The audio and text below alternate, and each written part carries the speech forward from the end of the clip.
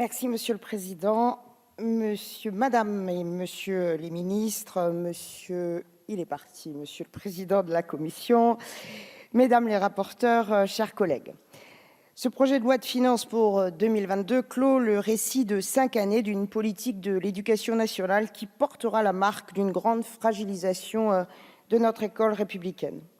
Au cours de ces années, rien du précédent quinquennat n'aura trouvé grâce à vos yeux. Et il ne pouvait finalement en être autrement, eu égard aux conditions d'arrivée de votre majorité au pouvoir. Pour justifier le nouveau monde, il fallait abattre l'ancien. Cela a été fait avec efficacité et méthode. Vous avez ainsi démantelé la réforme des rythmes scolaires qui permettait notamment un accès gratuit à des pratiques artistiques, culturelles et sportives capables de lutter contre les inégalités sociales entre les élèves.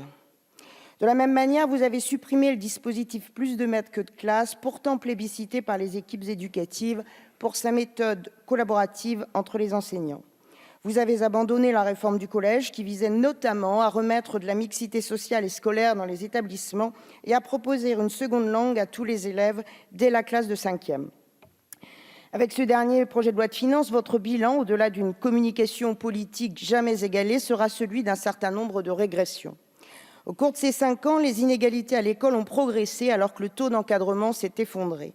Et le dédoublement des classes sur les premières années, dont l'efficacité reste largement à démontrer, ne suffira hélas pas à les enrayer. Ainsi, le PLF 2022 consacre définitivement un recul significatif des effectifs d'enseignants. Avec la suppression de 410 ETP dans le secondaire et de 16 ETP dans l'enseignement agricole, ajoutée aux 7 482 suppressions dans le second degré depuis le début du quinquennat. Ainsi, presque 8 000 suppressions de postes pourront être portées à votre actif, soit l'équivalent de 166 collèges. Pourtant, dans le même temps, l'accroissement continu du nombre d'élèves, de plus de 3% par classe entre 2017 et 2021 dans les lycées, a pour résultat une moyenne d'effectifs de plus de 30 élèves par classe. Comment apprendre correctement dans ces conditions ?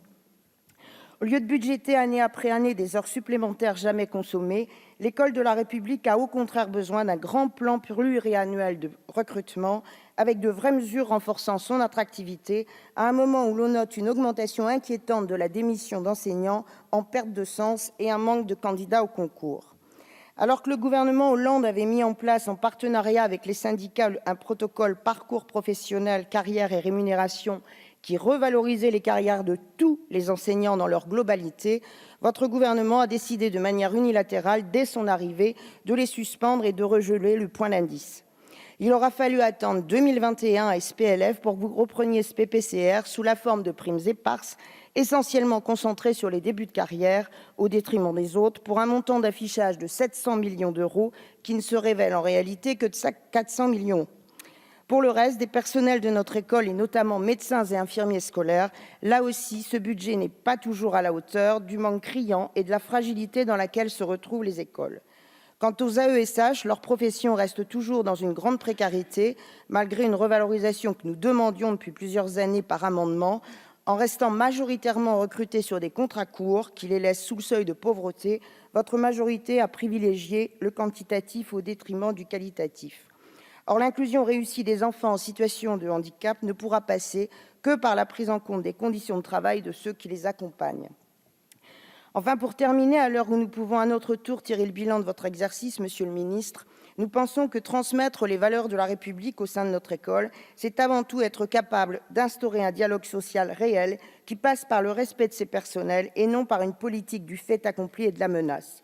C'est de ne pas voir le budget de l'école privée augmenter chaque année en pourcentage par rapport à celui de l'école publique, comme ce fut le cas sous votre exercice. C'est de vouloir réellement lutter contre les inégalités et répondre à la crise sociale résultant de la crise sanitaire en luttant pour une réelle mixité scolaire contre les inégalités entre les établissements et les territoires. Ce n'est pas de mettre en place des priorités budgétaires favorisant les formations d'élite et des logiques de compétition et de sélection au détriment de la coopération. Le président de la République faisait lui-même le constat, le 12 octobre dernier, lors de la présentation de son plan France 2030, d'un sous-investissement en matière d'éducation, la dépense dans ce domaine étant passée depuis 2017 de 6,8% du PIB à 6,6%.